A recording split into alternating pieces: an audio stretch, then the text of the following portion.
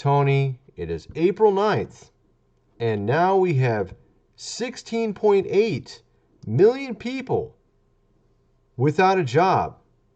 6.8 new ones since last week. How many people is that? Well, we have 160 million people in the US of A that have jobs. So we're talking basically 10% of those people now, actually a little bit more than that, maybe 11%, don't have jobs. That's what we're talking about, folks. Within 2-3 weeks' time, that's what's happened. 10% more that do not have their job anymore. All right. Now we're talking also, I have some interesting stories here. Meat processors. We're talking about the food, logistics, industry, all this kind of stuff. We're talking about them shutting down some factories, some plants, because of a number of people having the strain, okay, at their locations. One of them is in Columbus Junction, Iowa, a pork plant that had to essentially close because of 24 workers. Then there's also one in JBS USA as well, which it sounds like it was several people in the management that perhaps had some signs of it as well, and so they had to shut down. Now, the thing about this is, of course, if this becomes a bigger thing, you could eventually see where there's a lot less meat in the supermarket. You see what I mean? And if this happened in other places, in other industries, you could be literally seeing less and less food and less in the local store. That's actually an important thing. You would realize it very quickly. Let's just put it that way. Now we're talking about obviously other things that are happening as well. They're talking about the powers that be using this whole thing, this whole strain to pass laws and to get things done that essentially make it so you have less and less things you can do, or less ability, all that kind of stuff. And it seems to be a big thing going on right now, actually. It seems to be a really big thing, especially in certain cities. And it's interesting because, you know, they want us to know what's really going on, folks? That's a good question. According to this, no, they don't. Okay? As you can read here on the screen, once we know that they don't know, have everything that they think to be wrong, then we've accomplished our goal. Yeah, that's a good goal there. Now, here's an interesting photo. And actually, this was sent in to Richie. You might know who this is. Okay?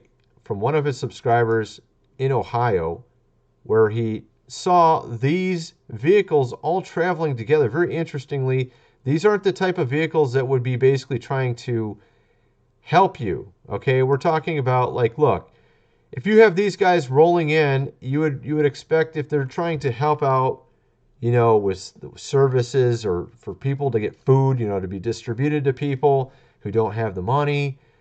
Why would you need these vehicles here? You wouldn't. Yeah, these vehicles here are more infrastructure based, so they wouldn't be needed for food distribution or any of these type of services that they're saying that they're actually here for. But rather, these are the type of vehicles you'd need if you're going to be doing something more than that. Now the question is, why is this bus here? Okay, what are they going to be using these buses for? Yeah, that's a good question, right? We've seen movies about this. What do they use the buses for, folks? I think you know. To put certain people in, right? Yeah, okay, so there's that. Then we have this story here of a lady that's 103 years old, and she was able to get through it. I actually saw one that was 107 even. There's a story about a 107-year-old. So, I mean, obviously with some people, it's very easy to get through, you know, maybe even better than the common strain, as you can see here. All right. What else do we have here? We have this. This is a very interesting one. This one's ridiculous, man. Look at this one. We're talking about, okay, look, there's this lady down here. It's kind of hard to see. She's in the back seat of this car. She's from the city that this whole thing started in, folks. And she's telling her story. She just got back from being in the hospital. And she mentions that the guy next to her was still moving when they put him, guess what, in a bag. And then they took him to this place here and stuck him in here while he's still moving. Yeah, that's what happened, folks. Okay, that's pretty ridiculous. This, like I said, this is from a person that lives there that put out a video because they wanted everybody to know about this. So, I mean, that's what that is. All right. Now, we do actually have a few people that are in, I guess you would say, the powers that be, that are starting to wonder what's going on here as well. We have AG here, wondering what Bill here has been talking about with his whole digital certificate and making sure everybody's got one of these, just so they can go and be in a group again, because that's what he was basically saying we need to do, is everybody needs to get this digital certificate, right? And of course, he mentions also about the fact that a lot of these cities, you have some pretty ridiculous rules coming out. And I think I'd have to agree with him on all that stuff. Makes sense. You know what I mean? Then we have this guy here, Brian, that comes from this one channel here you might have heard of. It's this city here, Real.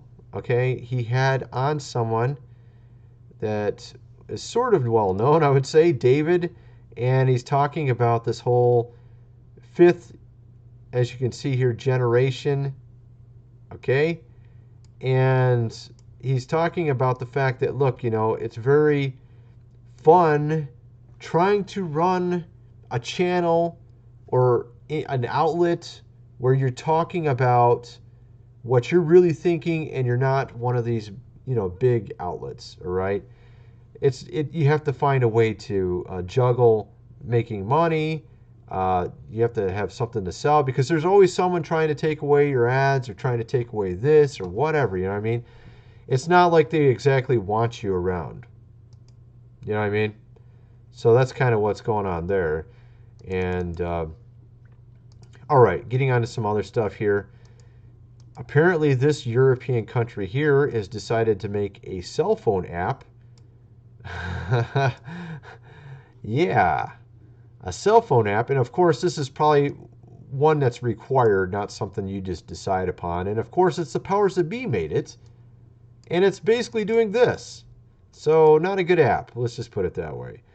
And, it's interesting. There's a line there, and they seem to like to cross that line all the time, it seems to me. So we have that. And of course, we're talking about that digital certificate thing with Billy Boy here, a different Billy Boy, this one, who owns a software company, right? And he's talking about he wants to say that basically everyone has to get this digital certificate, whatever that means, before they can actually get into a group of people again of any size. Which, of course, I mean, this is just ridiculous. Honestly, look. I mean, after a couple rounds of this thing, a couple rounds of it, everybody's going to be basically at a point where it won't even do anything to you anymore. It'll just be like the common one again. All you got to do is get through a couple rounds of it. It might be a year or two of it. And after that, it's just going to be, I mean, even if you don't have their solution, you're going to be fine. But of course, they're trying to, accomplish things through this whole process. Now we have these cruise ships. Apparently, the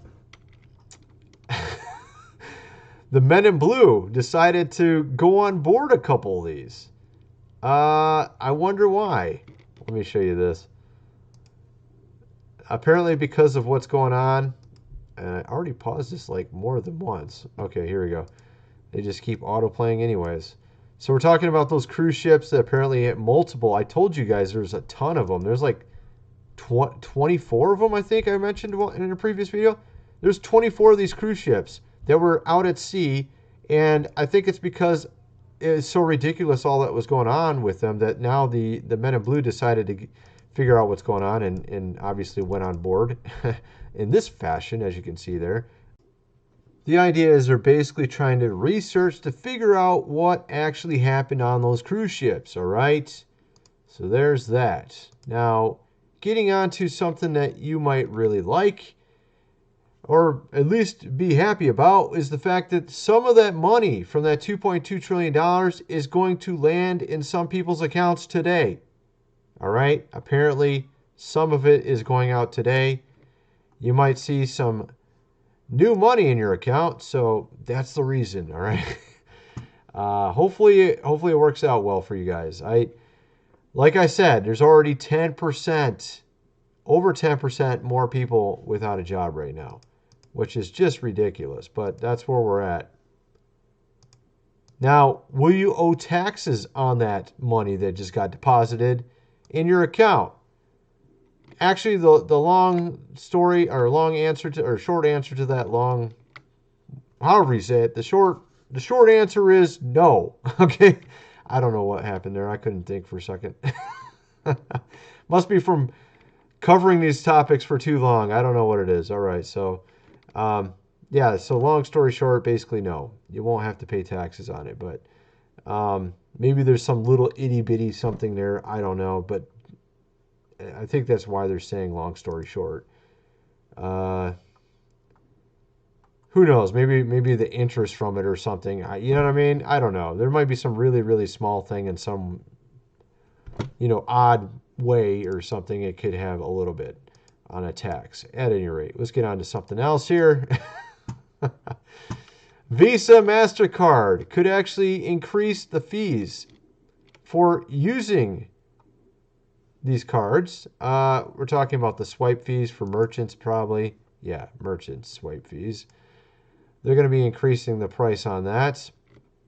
I'm kind of wondering why. Maybe because, I'm going to guess, because people are maybe using these cards when they don't have money, and that might add to the fees. I'm just guessing. Is that why? I think so. I don't know. I'm just guessing. I think it has to do with this whole thing that's going on. I really do. I think it has something to do with the fact that some people don't have money and they keep using their cards or something. I don't know. But that's just my thoughts. All right. It doesn't really say there. Then we have this as well. We're talking about which states had the most job losses. Apparently, let's see what states are talking about here. I guess it's just a video. Okay, I don't want to watch this video. I thought it was like an article. Apparently, I don't know. It's a video, so I can't tell you unless I watch the video. I thought it was an article. Okay, never mind. On to the next one. All right, so here we go. 2.2 trillion. They're actually talking about a 2.3 trillion now. Okay, so what it is in that 2.2 trillion thing they passed, the package, there was like 370 billion, if I recall correctly, that was for small businesses, right? Which was used up pretty quickly from what I understand. Within the first week, all that money's gone. So now they're like, okay, we're going to just start printing money for those small businesses so that we can loan them 2.3 trillion more. That's apparently what's going on. So on top of that 370 billion, they're going to put out another 2.3 trillion, which is printed money for small businesses, which of course means your money's going to be worth even less than it currently is in the months ahead because they keep printing more money. All right. So that's why I recommend getting some gold and silver. And I'm going to be buying some more today because I keep putting it off and I never get around to it. You know what I mean? One of those things, right? At any rate, kind of wonder what some of you guys think. Let me know in the comment section below, and thanks for watching. Today I'm going to show you how to make a superfood that'll last a lifetime without refrigeration. And it's so nutritious, you'll never have to stockpile another food. The food's called pemmican, and it was widely in use by the natives of North America and also by the Western explorers who would go for months without contact with civilization. In the 19th century, even British soldiers had an iron ration of 4 ounces of pemmican. Many of these iron rations were found intact and edible as much as 50 years later. So let's just avert our gaze from modern survival thinking for a minute, and let's think about how the guys who explored the West 150 years ago did it. Now that's exactly the kind of stuff I found in this 350-page book called The Lost Ways. It's probably the only survival book I've actually enjoyed reading, and you won't believe the survival things we've lost to history.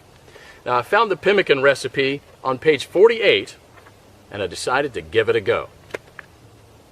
Natives used whatever was available to them at the time. Bison, elk, moose, deer, but nowadays people just use what they can buy. You just need to remember to select a low-fat red meat, and beef is perfect for this. So you'll need 6 pounds of beef, 2 pounds of rendered beef tallow, and 1/3 cup of strawberries or blueberries. And that's it. Don't include nuts, seeds, vegetable oils, grains, beans, or dairy products of any kind. Now the first step is to dry the meat and blueberries. First you need to slice the meat very thin. You can use a very sharp knife like this one, or you can keep the beef in the freezer a few hours before slicing it.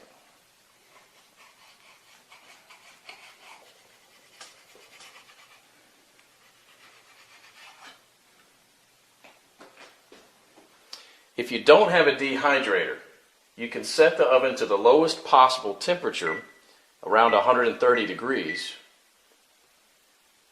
and put the strips of meat directly on the rack. So now place a tin foil on the right side of the rack and spread the blueberries out to dry with the meat.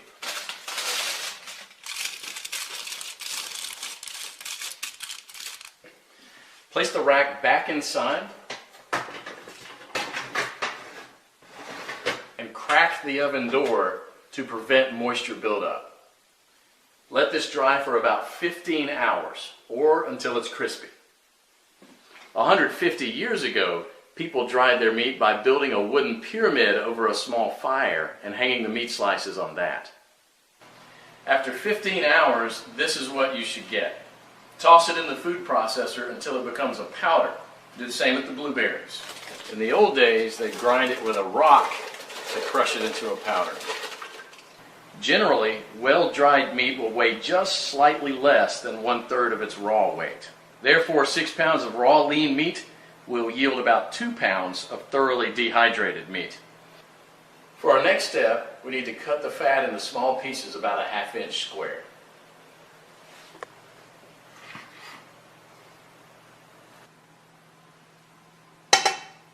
So place the fat in a pot on the stove and heat it up to a temperature between 225 and 250 degrees.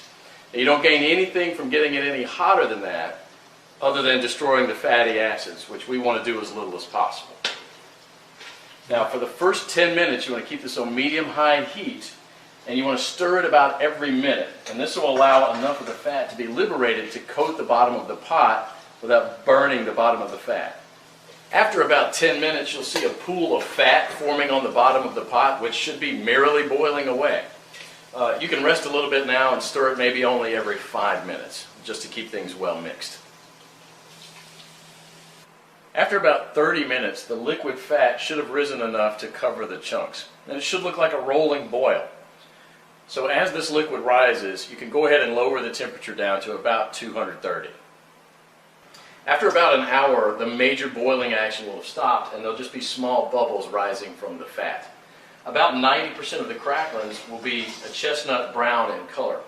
So use a strainer to separate these and set them aside with salt to enjoy as snacks later. They're really, really good. And if you don't like them or don't want to eat them, you can set them aside to cool for dog treats. So good. Oh, yes. Sammy, you want one? Come here. We now have to weigh the amount of ground meat and the amount of rendered animal fat. We have to have the same quantities, so you'll probably have to remove some of the excess fat. Place the remaining fat on the stove. Keep it about 120 degrees. Mix the shredded meat into the melted fat and stir it until it's well blended. Then add the blueberries and mix it again. This is how it should look. The fat should be absorbed or coating the meat fibers. There should be very little or no liquid fat pooling in the bottom of the pot.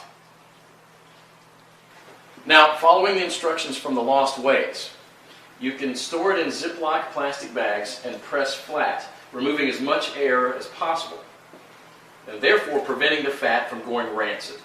This should keep the pemmican from spoiling for a few years without refrigeration. So let's do that. And here's what I got. Pemmican is the ultimate survival food, no matter if you want to bug out or bug in. 10 pounds of pemmican would supply food for 2 full weeks of camping activities at 3/4 of a pound per day, providing 2,200 calories. In survival mode, the same 10 pounds of pemmican would supply energy for almost a full month. This was just one awesome chapter in the Lost Ways, but you won't believe the survival skills we've lost to history. And that's what this book is all about, saving our forefathers' skills. But I actually realized it's also about saving ourselves from the shallow world that we live in. Click below to find out how you can get your hands on one of the greatest books of this century.